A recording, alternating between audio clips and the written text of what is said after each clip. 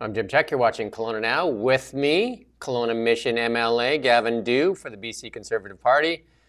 The budget came down, and we got some reaction from like the Greater Vancouver Board of Trade, and they gave it a letter grade of C minus, and the Trump tariff letter grade of F. And then I guess your reaction, your guys, the Conservative reaction to the budget. We'd like to hear that.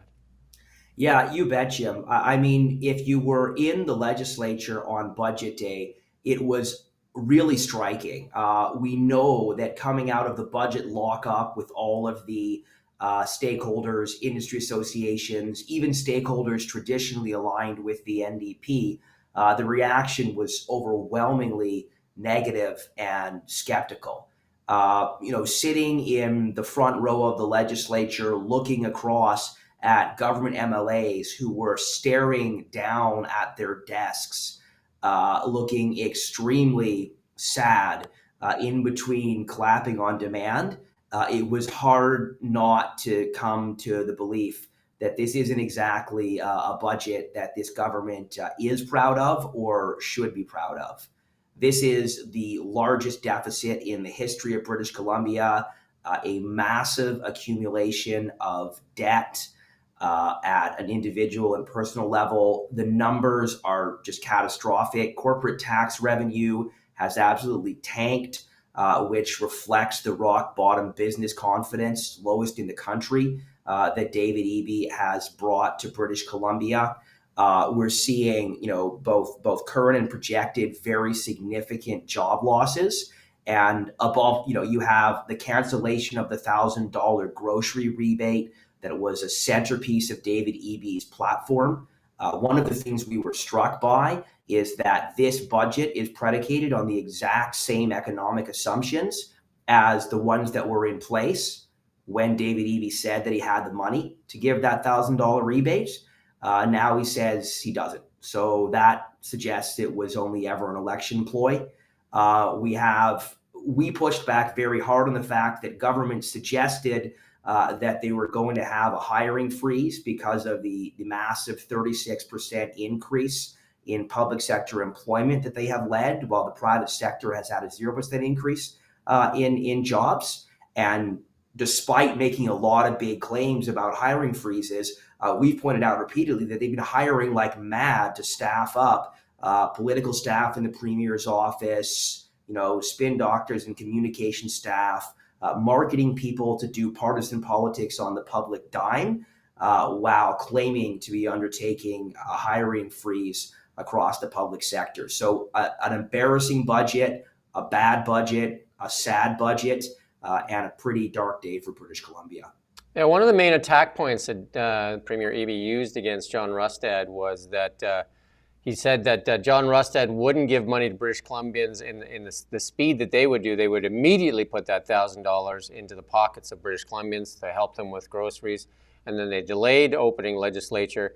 And then when they finally did open, they used the two excuses that we can't do it now because of Donald Trump, because there's the flee of capital out of British Columbia and the Canadian dollar. Well, the flee of capital has been happening for a number of years in British Columbia, and the Canadian dollar had actually recovered at that point from the initial threat of tariffs. So both of those two excuses don't seem to hold water.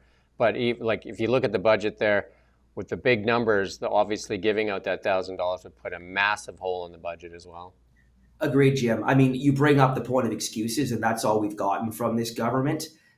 Frankly, what we've seen over the course of these tariff threats and this whole situation is that at every single turn, this government looks to use external excuses. They look to blame America. They look to blame anyone other than their own failure.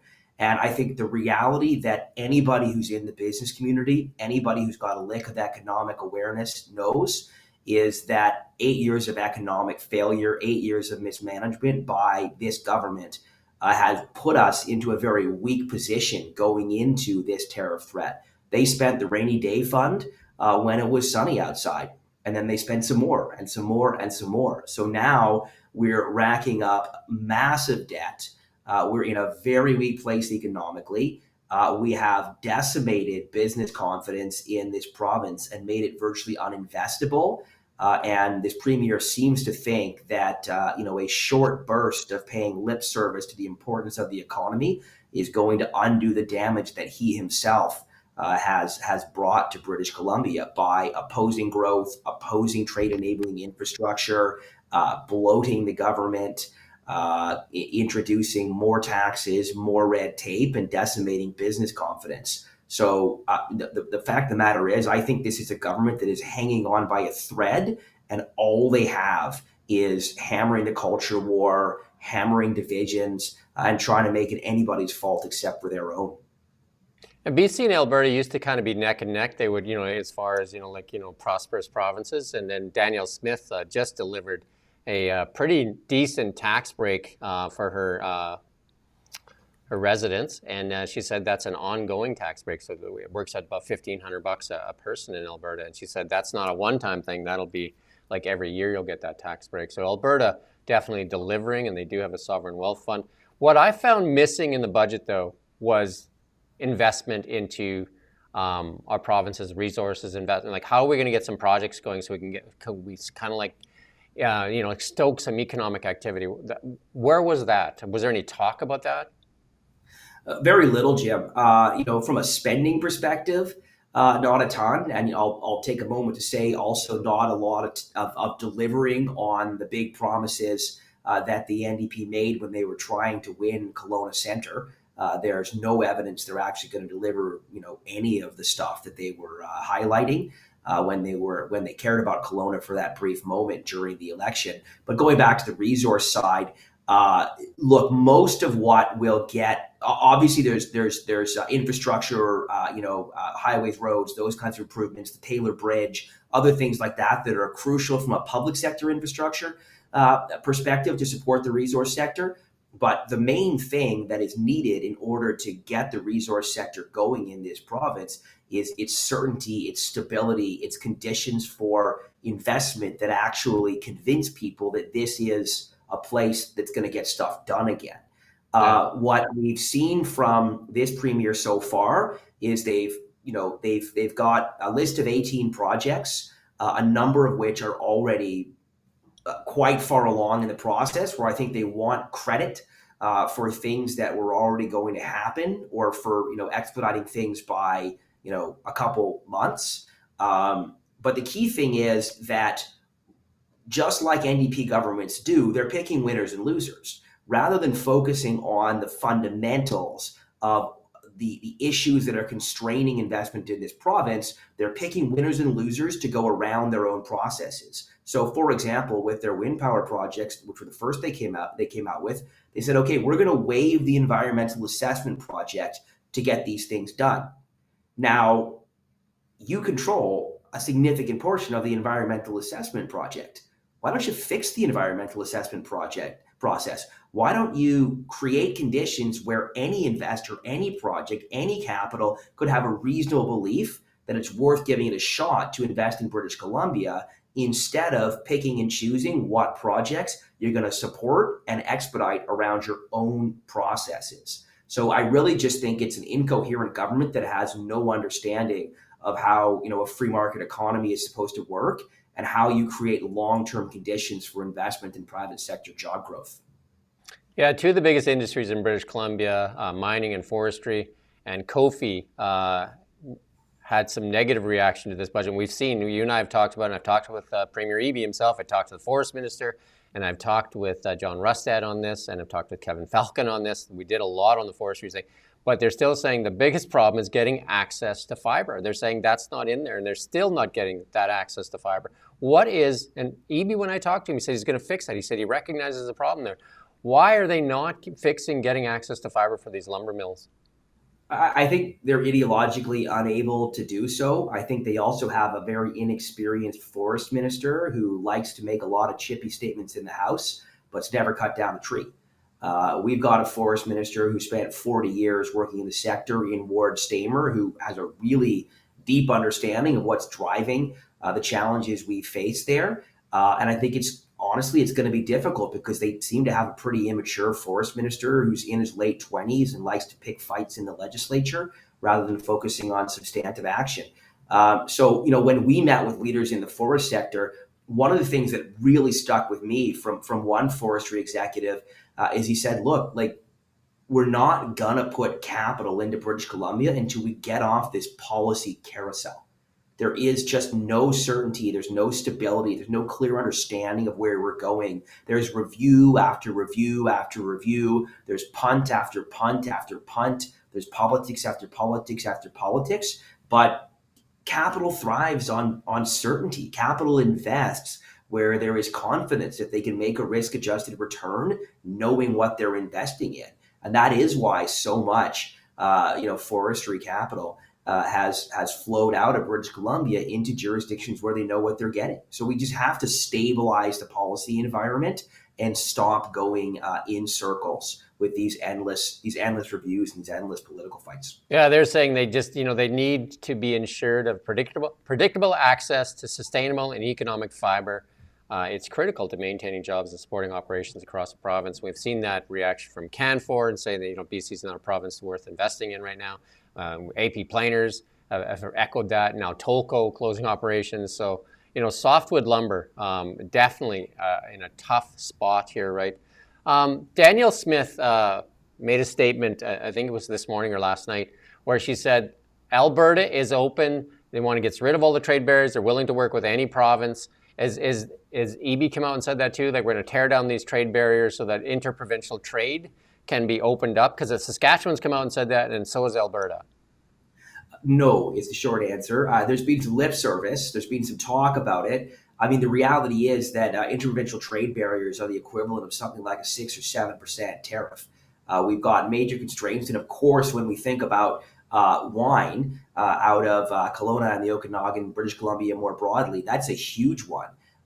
There's been some slight movement over the last number of years, but the Importation of Intoxicating Liquors Act, which is the main barrier to interprovincial trade in wine, was implemented in 1928, which is the same year the Supreme Court ruled that women were not people for the purposes of serving in the Senate. This is archaic legislation that has been preventing us from growing markets and from trading, combined with protectionism from provincial government-run liquor monopolies. So there's a lot of opportunity, and we should be, leveraging this crisis to push through on interprovincial trade barriers. John Rustad, our Conservative Party leader, brought forward a private member's bill that built off of the good work done in Nova Scotia around being a first mover to break down interprovincial trade barriers. He brought forward private members' legislation, and we'll see whether the NDP takes that up. They have now taken up several pieces of legislation that we've brought forward. They've spent all their time in the House focused on just political posturing and trying to do wedge politics. And I'm very proud of the fact that we've had folks like Kyle Giddens, who's our labor critic up in Prince George Mackenzie. He brought forward a private member's bill that ultimately got the government to pay attention and take action on biodiesel. We've had some other successes in terms of the NDP copying our legislation, but we just don't see any evidence that these people have any understanding of the economy or any material agenda that they actually intend to bring forward in terms of action for the province. Yeah, and then the talked about in the budget there that carbon tax is still going to come on. And when he said when he was running that he would remove it if the feds remove it, it sounds like they're going to remove it when they finally get a new leader in place there. But it looks like David Eby is not moving on removing it. Why wouldn't he take it off? I just don't know. It's hard to get any heads or tails understanding of what these guys are doing fiscally. I mean, you look at these budget numbers, you look at the priorities, you look at the short-term effort to posture around a focus on the economy, the short-term effort to posture around getting some level of control over a government that's grown by 36% in employment over the last 7 or 8 years. And then you see them hiring like 16 new communication staff in the Premier's office. It's just wildly contradictory. And I think, to be frank, what this government is relying on is just continuing to try to vilify the opposition and blame their own failures on external forces. They're hoping nobody will notice that they cratered the economy because tariffs are cratering it further. And it's up to us as the opposition, and frankly, it's up to media and others to hold them to account and to make sure folks understand that this is a government that has driven our economy to the lowest business confidence, that has had zero private sector job growth, and all of that happened before Donald Trump was ever reelected as president. This failure belongs to David Eby and the NDP. And one of their crown jewels is obviously, when we talk about the carbon tax, is their Clean BC program. And then now they pulled back on that too as well. They're supposed to have that tax exemption in place until 2025, another 2 years. And now they're pulling it May 1st, 2025, 2 years ahead of schedule. That was that no PST on used EVs. That's gone now as well. Mm-hmm.